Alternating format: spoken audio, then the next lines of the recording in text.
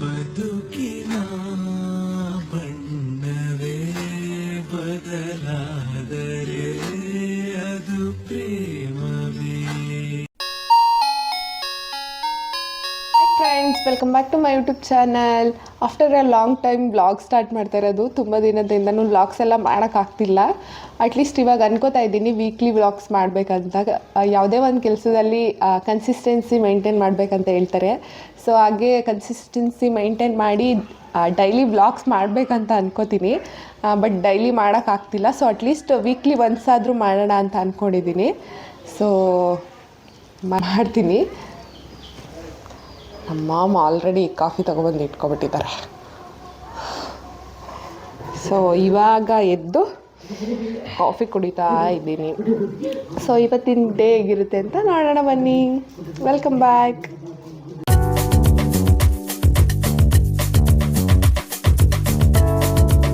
ಇಲ್ಲಿ ಸ್ವಲ್ಪ ಐಟಮ್ಸ್ ಮಾಡಿದ್ದಾರೆ. ಏನೇನು ಮಾಡಿದ್ದಾರೆ ಅಂತ ತೋರಿಸ್ತೀನಿ ಬನ್ನಿ. ಏನಕ್ಕೆ ಮಾಡಿದ್ದಾರೆ ಅಂತ ಹೋಗ್ತಾ ಹೋಗ್ತಾ ಗೊತ್ತಾಗುತ್ತೆ. ಕಜ್ಜಾಯ, ರವೆ ಉಂಡೆ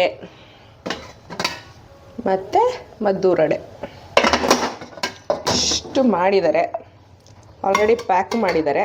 ಏನಕ್ಕೆ ಮಾಡಿದ್ದಾರೆ ಅಂತ ಈ ವಿಡಿಯೋ ಫುಲ್ಲು ಕೊನೆವರೆಗೂ ನೋಡಿ ಗೊತ್ತಾಗುತ್ತೆ. ನಮ್ಮ ಪಾಪುನೂ ಎದ್ದುಬಿಟ್ಟಿದ್ದಾನೆ. ಆಲ್ರೆಡಿ ಎದ್ದುಬಿಟ್ಟಿದ್ದಾನೆ. ನಗ್ಬಿಡೋ. ಗುಡ್ ಮಾರ್ನಿಂಗ್ ಹೇಳೋ ಮೊನ್ನೆ ಎಲ್ಲರಿಗೂ. Good morning, good morning. So ಪಾಪುಗೆ ಸ್ನಾನ ಮಾಡಿಸಿ ಇಲ್ಲೇ ಮಗ್ಸಿದ್ದೀನಿ. ಹಾಯ್ ಮಾಡಿಬಿಡು. ಹಾಯ್ ಹಾಯ್ ಅಂದ್ಬಿಡು. ಹಾಯ್ ಹಾಯ್ ಹಲೋ ಹೇಳು. ಹಾಯ್ ಅಂದ್ಬಿಡು. ಅವನು ಫೋನ್ ಇಟ್ಕೊಳ್ಳೋಕ್ಕೆ ಅಂತ ಟ್ರೈ ಮಾಡ್ತಾನೆ. ಸೊ ಸ್ನಾನ ಮಾಡಿಸಿ ಮಸಿದೆ. ತಿಂಡಿಗೆ ನಮ್ಮಮ್ಮ ಉಪ್ಪಿಟ್ಟು ಮಾಡಿದ್ದಾರೆ. ನಿಮ್ಮನೇಲೂ ಹೀಗೆನಾ? ಎಷ್ಟು ಬೇಗ ಆಗುತ್ತೋ ಬೇಗ ಆಗಲಿ ಅಂತ ಅಂದ್ಬಿಟ್ಟು ಉಪ್ಪಿಟ್ಟು ಮಾಡ್ತಾರೆ. ನಿಮ್ಮನೇಲೂ ಹೀಗೆನಾ ಅಂತ ಕಮೆಂಟ್ ಮಾಡಿ. ಸೊ ತಿಂಡಿ ತಿನ್ಕೊಂಡು ಕೆಲಸ ಮಾಡ್ಕೊಡ್ಬೇಕು ಅಮ್ಮಂಗೆ. ಇವತ್ತು ಎಷ್ಟೊಂದು ವೆರೈಟಿ ಊಟ ಮಾಡ್ತಾ ಇದ್ದಾರೆ. ಏನೇನು ಮಾಡ್ತಾರೆ ಅಂತಲೂ ತೋರಿಸ್ತೀನಿ. ಹಾಗೆ ಇವತ್ತೇನು ಸ್ಪೆಷಲ್ಲು, ಯಾಕೆ ಹಂಗೆ ಮಾಡ್ತಿದ್ದಾರೆ ಅಂತಲೂ ಮುಂದೆ ಹೇಳ್ತೀನಿ. ಓಕೆನಾ? ಓಕೆನಾ? ಕೆಲವೊಂದಷ್ಟು ಜನ ಅಬ್ಸರ್ವ್ ಮಾಡಿರ್ತೀರಾ, ಏನು ಯಾವುದಾದ್ರೂ ವಿಡಿಯೋ ಮಾಡಬೇಕಾದ್ರೆ ಇಲ್ಲ ಕರು ಸೌಂಡು ಇಲ್ಲಾಂದರೆ ಕೋಳಿ ಸೌಂಡು ಎಲ್ಲ ಆಗ್ತಿರುತ್ತೆ ಅಂತ. ನಾವು ಕೋಳಿ ಸಾಕಿದ್ದೀವಿ, ಮತ್ತು ನಮ್ಮ ಪಕ್ಕದ ಮನೆಯಲ್ಲಿ ಹಸು ಎಲ್ಲ ಸಾಕಿದ್ದಾರೆ. ಸೊ ಅವರು ಮನೆ ಮುಂದೆ ಕಟ್ಟಾಕಿರ್ತಾರಲ್ವಾ, ಸೊ ಅದಕ್ಕೆ ಅದರ ಸೌಂಡ್ ಬರ್ತಾ ಇರುತ್ತೆ. ಸೊ ಅಡ್ಜಸ್ಟ್ ಮಾಡ್ಕೊಳ್ಳಿ. ಸೊ ಏನಕ್ಕೆ ಇದೆಲ್ಲ ಮಾಡ್ತಿದ್ದಾರೆ ಅಂತಂದರೆ, ಇವತ್ತು ನಾನು ಆಫ್ಟರ್ ಡೆಲಿವರಿ ನಮ್ಮ ಹಸ್ಬೆಂಡ್ ಮನೆಗೆ ಹೋಗ್ತಾ ಇದ್ದೀನಿ. ಸೊ ಅದಕ್ಕೆ ಮಾಡ್ತಾ ಇರೋದೆಲ್ಲ, ಇದೆಲ್ಲ ತಿಂಡಿ ಎಲ್ಲ ಮಾಡಿರೋದು ಅದಕ್ಕೇ. ಸೊ ಒಂಥರ ಬೇಜಾರಾಗುತ್ತೆ ಹಸ್ಬೆಂಡ್ ಮನೆಗೆ ಹೋಗ್ತಿದ್ದೀವಿ ಅಂತ ಅಂದರೆ ಆಫ್ಟರ್ ಡೆಲಿವರಿ.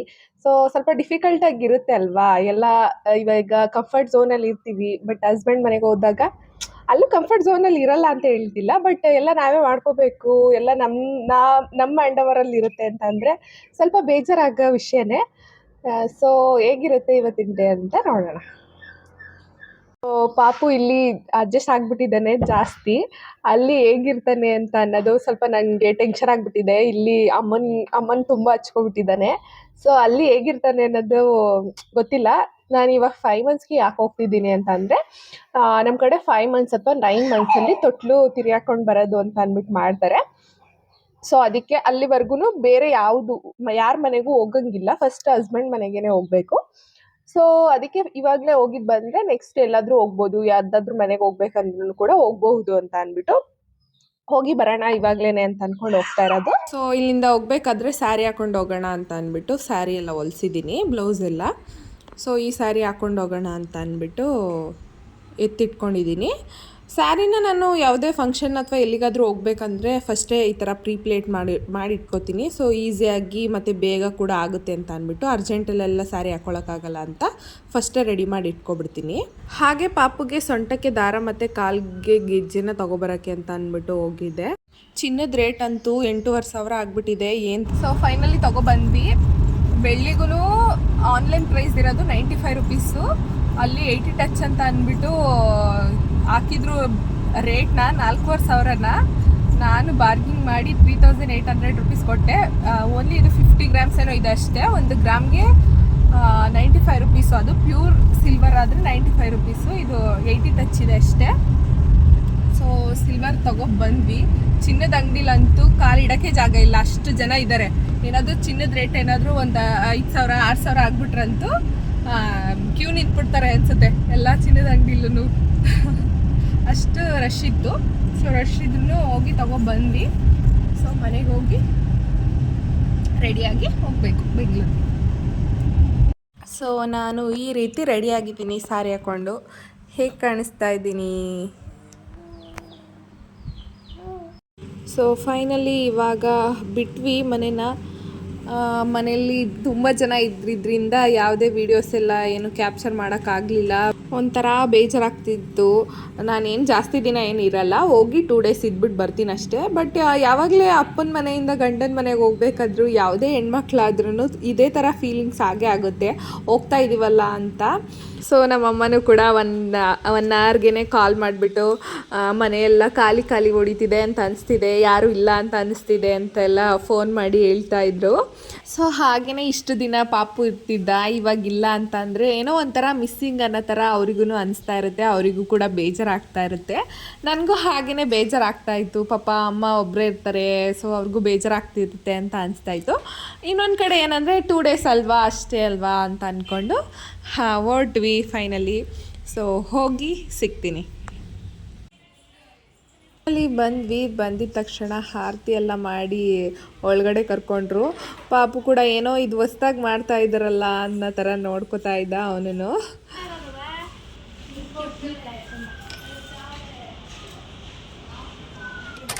ಸೊ ಇವಾಗ ಒಂದು ರೆಸಿಪಿ ಟ್ರೈ ಮಾಡೋಣ ಅಂದ್ಕೊಂಡು ಬಂದಿದ್ದೀವಿ. ನೀವೆಲ್ಲ ಕೇಳಿರ್ತೀರ ಗಿಣ್ಣಾಲ್ ಅಂತ, ಅದನ್ನು ತೊಗೊಬಂದಿದ್ದೀವಿ ಊರಿಂದ. ಸೊ ಇದರಲ್ಲಿ ಕೇಕ್ ಮಾಡ್ತೀವಿ. ಸೊ ಹೆಂಗೆ ಮಾಡ್ತೀವಿ ಅಂತ, ಸೊ ಇದು 3 ಬಾಕ್ಸಲ್ಲೂ ಕೂಡ ತಿಂಡಿ ಮಾಡಿ ಕೊಟ್ಟಿದ್ದಾರೆ. ಬಾಕ್ಸ್ ಮೇಲೆ ನೇಮ್ ಕೂಡ ಹಾಕ್ಸ್ಬಿಟ್ಟಿದ್ದಾರೆ. ಹಳ್ಳಿ ಕಡೆ ಹೀಗೇ ಯಾವುದಾದ್ರೂ ಮದುವೆ ಆದಮೇಲೆ ಮತ್ತು ಪಾಪು ಆದಮೇಲೆ ಈ ಥರ ಬಾಕ್ಸ್ಗಳನ್ನ ತೆಗೆದು ಅದಕ್ಕೆ ತಿಂಡಿ ಮಾಡಿ ಕಳಿಸ್ತಾರೆ. ಸೊ ಒಂದು ಬಾಕ್ಸ್ಗೆ ರವೆ ಉಂಡೆ, ಒಂದು ಬಾಕ್ಸ್ಗೆ ಮದ್ದೂರು ವಡೆ, ಇನ್ನೊಂದು ಬಾಕ್ಸಿಗೆ ಕಜ್ಜಾಯ. 3 ಬಾಕ್ಸಿಗೂ 3 ತಿಂಡಿನ ಹಾಕಿ ಕೊಟ್ಟಿದ್ದಾರೆ.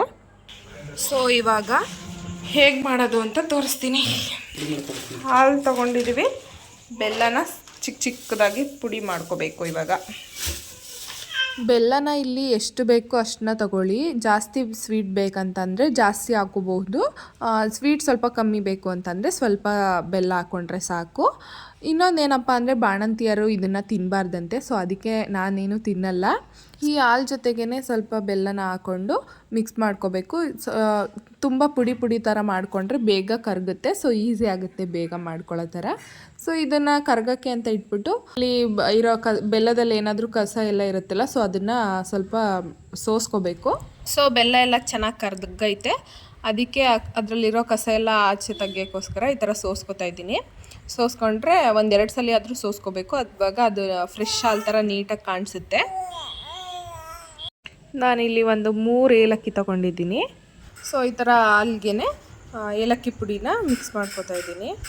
ಎಲ್ಲನೂ ಒಂದೇ ಸಲ ಮಿಕ್ಸ್ ಮಾಡ್ಕೊಬಿಟ್ರೆ ಸೊ ಈಸಿಯಾಗಿ ಹಾಕ್ಬೋದು. ಇದಕ್ಕೆ ಮಿಕ್ಸ್ ಮಾಡ್ಕೊತಾ ಇದ್ದೀನಿ. ಮತ್ತು ಇದಕ್ಕೆ ಸ್ವಲ್ಪ ಕೊಬ್ಬರಿ ತುರಿನ ಹಾಕ್ಕೊಳ್ತೀನಿ. ಕೊಬ್ಬರಿ ತುರಿ ಹಾಕ್ಕೊಂಡ್ರೆ ಹಾಕ್ಕೋಬೋದು, ಹಾಕ್ಕೊಳ್ಳಿಲ್ಲ ಅಂದ್ರೂ ನಡೆಯುತ್ತೆ. ನಾನು ಬೇರೆ ಏನೂ ಹಾಕ್ಕೋತಾ ಇಲ್ಲ, ಇಷ್ಟೇ ಹಾಕ್ಕೋತಾ ಇರೋದು. ಸೊ ಒಂದು ಪಾತ್ರೆಗೆ ಸ್ವಲ್ಪ ನೀರು ಇಟ್ಕೊತಿದ್ದೀನಿ. ಕುಕ್ಕರ್ನ ಯೂಸ್ ಮಾಡ್ತಾಯಿದ್ದೀನಿ. ಸ್ವಲ್ಪ ನೀರನ್ನ ಹಾಕ್ಕೊಳ್ತಿದ್ದೀನಿ. ನೆಕ್ಸ್ಟು ಒಂದು ತಟ್ಟೆಗೆ ಹಾಲನ್ನೆಲ್ಲ ಈ ತಟ್ಟೆಗೆ ಬಿಡ್ತೀನಿ. ಇದ್ರ ಮೇಲೆ ಹಾಕೋಕ್ಕೆ ಸರಿ ಹೋಗುತ್ತೆ. ಸೊ ಈ ತಟ್ಟೆಗೆ ನಾನು ಅಲ್ಲಿ ಮಿಕ್ಸ್ ಮಾಡಿ ಇಟ್ಕೊಂಡಿರುವಂಥ ಹಾಲನ್ನೆಲ್ಲ ಹಾಕ್ತಾಯಿದ್ದೀನಿ. ಇದಕ್ಕೆ ಬೇಕಂತ ಅಂದರೆ ಸ್ವಲ್ಪ ಸ್ವಲ್ಪ ಕಡಲೆ ಬೀಜನೂ ಕೂಡ ಹುರಿದು ಹಾಕೋಬಹುದು ಬೇಕಂತಂದರೆ. ನಾನಿಲ್ಲಿ ಕಡಲೆ ಬೀಜ ಏನು ಹಾಕ್ತಾ ಇಲ್ಲ, ಸಿಂಪಲ್ ಆಗಿರಲಿ ಅಂತ ಅಂದ್ಬಿಟ್ಟು ಈ ಥರ ಮಾಡ್ತಾ ಇದ್ದೀನಿ ಅಷ್ಟೇ. ಸೊ ಈ ಥರ ಹಾಕಿ ತಟ್ಟೆನ ಮುಚ್ತಾ ಇದ್ದೀನಿ. ಸ್ವಲ್ಪ ಹೊತ್ತಾದಮೇಲೆ ಒಂದು ಹಾಫ್ ಆನ್ ಅವರ್ ಆದರೂ ಬೇಕು ಇದು ಸ್ಟೀಮಿಂದ ಬೇಯೋಕ್ಕೆ. ಸೊ ಒಂದು ಹಾಫ್ ಆನ್ ಅವರ್ ಆದಮೇಲೆ ಅಲ್ಲಿ ನೋಡ್ಕೋಬೇಕು ಯಾವ ರೀತಿ ಆಗ್ತಿದೆ ಅಂತ ಅಂದ್ಬಿಟ್ಟು. ಇದನ್ನ ಫಸ್ಟ್ ಆಫ್ ಆಲ್ ಏನಪ್ಪ ಅಂದರೆ ಫಸ್ಟ್ ಡೇ ಹಾಲು ಇರುತ್ತೆ ನೋಡಿ, ಅದನ್ನು ಯೂಸ್ ಮಾಡ್ಕೊಂಡು ಮಾಡಬೇಕು. ನಾವಿಲ್ಲಿ ಸೆಕೆಂಡ್ ಡೇ ಹಾಲನ್ನ ಯೂಸ್ ಮಾಡ್ಕೊಂಡು ಮಾಡ್ತಾ ಇರೋದು. ಸೊ ಸೆಕೆಂಡ್ ಡೇ ಹಾಲು ಯೂಸ್ ಮಾಡಿರೋದ್ರಿಂದ ಈ ಥರ ಬಂದಿದೆ. ಸ್ವಲ್ಪ ನೀರು ಥರ ಬಿಟ್ಕೊಬಿಟ್ಟಿದೆ. ಫಸ್ಟ್ ಡೇ ಹಾಲು ಹಾಕ್ಕೊಂಡು ಮಾಡಿದ್ರೆ ಈ ಥರ ಎಲ್ಲ ನೀರೆಲ್ಲ ಏನು ಬಿಟ್ಕೊಳ್ಳಲ್ಲ.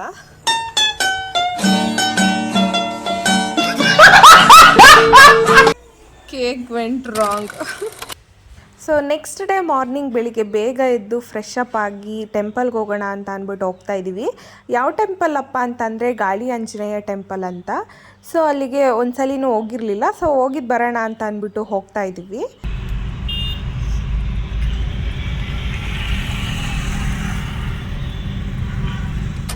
ಇವಾಗ ಜಸ್ಟ್ ರೀಚ್ ಆದ್ವಿ. ಎಷ್ಟು ರಶ್ ಇದೆ ಅಂದರೆ ಫುಲ್ ಟ್ರಾಫಿಕ್ ಆಗಿಬಿಟ್ಟಿದೆ. ಅಲ್ಲಿವರೆಗಿದೆ ಕ್ಯೂ. ಸೊ ಎಷ್ಟೊತ್ತಾಗುತ್ತೋ ಒಳಗಡೆ ಹೋದರೆ ನೋಡೋಣ. ಸೊ ಇವಳು ನನ್ನ ಫ್ರೆಂಡ್ ವೀನು ಅಂತ ನಮಗಿಂತ ಫಸ್ಟೇ ಬಂದು ವೆಯ್ಟ್ ಮಾಡ್ತಾಯಿದ್ಲು. ಪಾಪ ನಾವು ಬರ್ತಾಯಿದ್ದೀವಿ ಅಂತ ಹೇಳ್ತಾ ಇದ್ವಿ. ಬೆಂಗಳೂರಲ್ಲಿ ಮಾರ್ನಿಂಗಿಂದನೂ ಕೂಡ ಟ್ರಾಫಿಕ್ ಸ್ಟಾರ್ಟ್ ಆಗಿಬಿಡುತ್ತೆ. ಸೊ ಅವಳು ವೆಯ್ಟ್ ಮಾಡ್ತಾಯಿದ್ಲು. ಬಂದಿದ ತಕ್ಷಣ ಪಾಪು ಕೂಡ ಎತ್ಕೊಂಡ್ಲು ಅವಳೇ. ಹಾಯ್ ಹಾಯ್ ಅಲ್ಲಿ ಹಾಯ್ ಅಲ್ಲಿ ನೋಡು. ಆಫ್ ಮಾಡೋದು ನೋಡ್ತಾ ಇಲ್ಲ ಅವನು. ಆಫ್ ಮಾಡಿದ್ರೆ ನೋಡಿ. ದೇವಸ್ಥಾನದ ಒಳಗಡೆ ಇದ್ದೀನಿ. ವಿಡಿಯೋ ಕ್ಯಾಪ್ಚರ್ ಮಾಡೋಕ್ಕಾಗಲ್ಲ, ಯಾಕೆಂದರೆ ಫೋನ್ ಅಲ್ಲೋ ಇಲ್ಲ ಒಳಗಡೆ. ಸೊ ಆದರೆ ಕ್ಯಾಪ್ಚರ್ ಮಾಡ್ತೀನಿ. ಅಲ್ಲಿ ಫೋಟೋ ಮತ್ತು ವೀಡಿಯೋಸ್ ಏನು ತೆಗಿಬಾರ್ದು ಅಂತ ಹಾಕಿದ್ದಾರೆ. ಸೊ ನಾನು ಗ್ಯಾಪಲ್ಲಿ ಯಾರೂ ನೋಡದೇ ಇರಬೇಕಾದ್ರೆ ತೆಗೆದುಕೊಂಡೆ.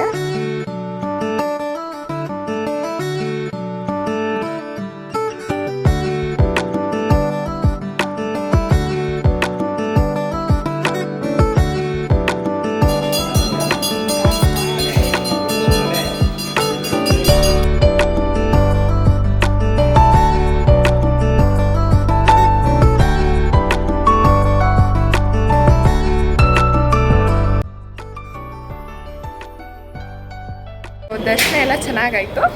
ಇವಾಗ ಹೊರಡಬೇಕು. ಏನು ಹೇಳ್ತೀರಾ? ಹೆಂಗನ್ನಿಸ್ತು ದೇವಸ್ಥಾನಕ್ಕೆ ಬಂದಿದ್ದು? ದೇವಸ್ಥಾನಕ್ಕೆ ಬಂದು ಖುಷಿ ಆಯಿತು. ಜೋರಾಗಿ ಮಾತಾಡಬೇಕು. ದೇವಸ್ಥಾನಕ್ಕೆ ಬಂದು ನೆಮ್ಮದಿ ಸಿಕ್ತು. ಅದು ನಮ್ಮ ಆಂಜನೇಯ ಅಂದರೆ ಪವರ್ಫುಲ್. ಸ್ವಲ್ಪ ಮುಂದೆ ಸಿಗ್ತೀವಿ. ನಾವು ಬಿದ್ದಿರ ಈ ಥರ ತೇರೆಲ್ಲ ಎಳ್ದಿರೋದಂತೆ. ಮತ್ತು ಈ ರಾಮಂದು ಸ್ಟ್ಯಾಚು ಅವತ್ತೇ ಹಾಕಿರೋದು, ಪ್ರತಿಷ್ಠಾಪನೆ ಮಾಡಿ